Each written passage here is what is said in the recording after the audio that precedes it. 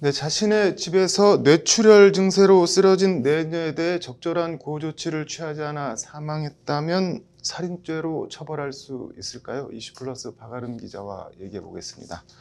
박 기자, 사건 내용부터 볼까요? 네, 국토연구원 전 부원장 A씨라고 하는데 네. A씨는 내연녀인 직장 후배와 네. 지난 2019년 8월 자신의 아파트에서 함께 시간을 보내고 있었습니다. 네. 그런데 경위는 정확히 전해지지는 않았지만 네.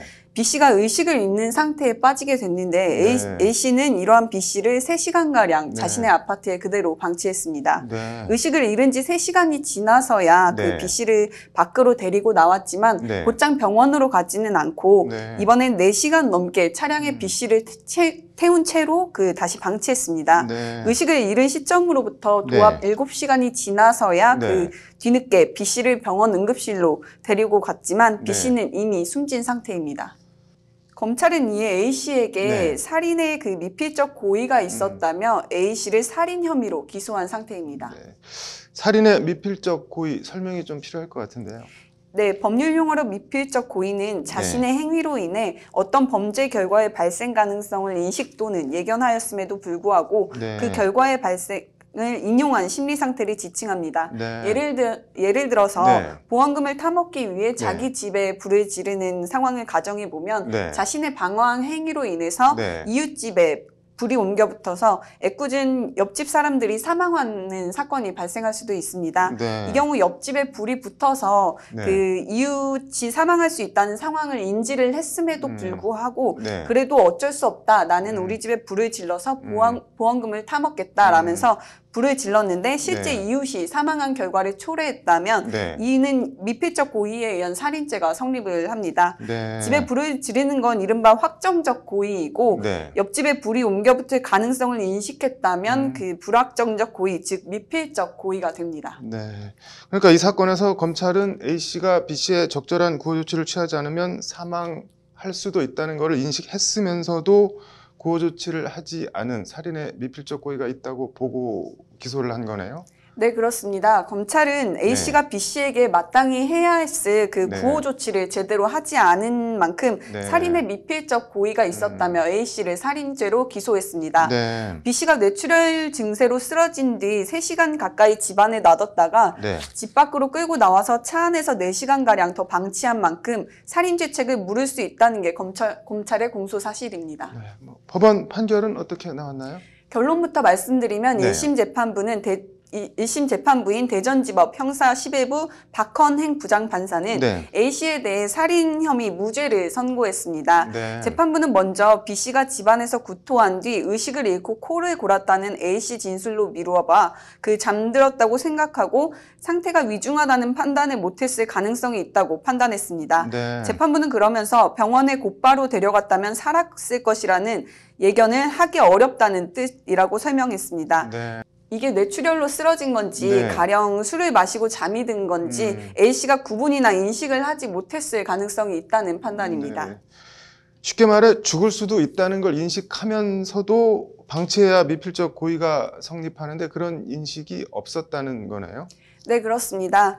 재판부는 그러면서 법적으로 네. A씨가 B씨를 방치한 행위와 네. B씨의 사망 사이 인과관계도 인정하지 않았습니다. 네. 이와 관련 재판부는 쓰러진 지 3시간 뒤에 집 밖으로 데리고 나왔을 당시엔 이미 B씨가 치명적인 상태였던 것으로 보인다고 판단했습니다. 네. 법원은 이에 의식을 잃은 B씨에 대해 구호조처를 제대로 하지 않은 것은 비난받아 마땅하지만 구호조처를 안 한 행위와 B씨 사망 간 인과관계를 인정할 증거가 부족한 만큼 네. 피고인은 무죄라고 판시했습니다. 네. 이게 B씨가 의식을 잃은 지 3시간 지나서 데리고 나왔고 차 안에 4시간을 더 방치했다면 차 안에서도 계속 의식을 잃은 상태였을 텐데 문제가 있다는 걸 알았을 텐데도 처벌을 할 수 없다는 거네요. 네, 이게 같은 방치라고 해도 네. 아파트에서 3시간과 네. 차량에서의 4시간은 좀 분리해서 볼 필요가 있습니다. 네. 앞에 3시간은 가령 B씨가 의식을 잃은 상황이 뭔가 활동을 하다가 갑자기 네. 푹 쓰러진 건지 네. A씨 주장처럼 토를 하고 잠을 자는 것처럼 뇌출혈이라는 사실을 인식할 수 없는 상황이었던 건지가 중요합니다. 네. 자연스럽게 잠이 드는 것처럼 의식을 잃은 거라면 네. A씨에게 B씨가 사망할 것이라는 대해서는 어떤 인식도 있기 어렵고 네. 당연히 미필적 고의에 따른 책임도 인정하기 어렵다는 게 그 승재현 한국형사정책연구원의 연구위원의 말입니다. 네. 직접 들어보시죠. 네. 구토를 했어요. 네. 그리고 오빠 나 좀 잘래. 나 좀 졸려. 피곤해. 몸이 좀 어서서해. 뭐 몸이 좀 이렇게 좀 추워. 이러고 그냥 들어가서 자는 모습을 보면 네. 만약에 일반적인 가정에서 저희 집사님이 그렇게 하더라도 제가 좀 몸이 안 좋나? 그럼 뒤에 4시간은 어떻게 되는 건가요? 네, 이것도 어떻게 보면 아이러니하긴 한데 네. 그 A씨가 뭔가 이상한 걸 느껴서 네. B씨를 데리고 나왔을 즈음에 네. 이미 B씨가 사망을 했거나 네. 의학적으로 소생이 불가능한 치명적인 상태였다는 게 1심 재판부의 판단입니다. 네. 이렇게 되면 A씨가 B씨를 즉시 병원에 데려갔다고 하더라도 네. 그 B씨를 살릴 수 없다는 얘기가 되고 네. 이는 논리적으로 B씨의 사망 책임을 A씨에게 물을 수 없게 된다는 뜻으로 귀결됩니다. 네. 쉽게 말해서 3시간 뒤 데리고 나왔을 땐 네. 즉시 병원에 데려갔든 차량에 4시간을 방치했든 결과적으로 아무런 그 의미가 없다는 것이 네. 없다는 뜻입니다. 승지현 연구위원의 말을 다시 들어보시죠. 네.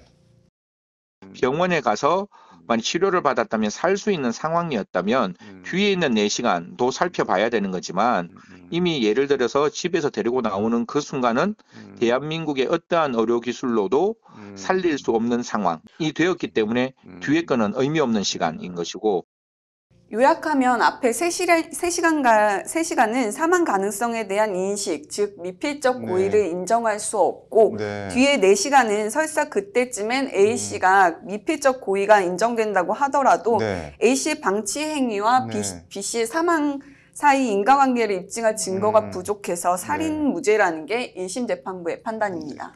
결국 뭐 항소심에서도 미필적 고의와 A씨 행위와 B씨 사망 사이 인과관계 입증을 두고 치열한 사실 다툼과 법리 싸움을 벌일 것 같네요. 네, 오늘 잘 들었습니다.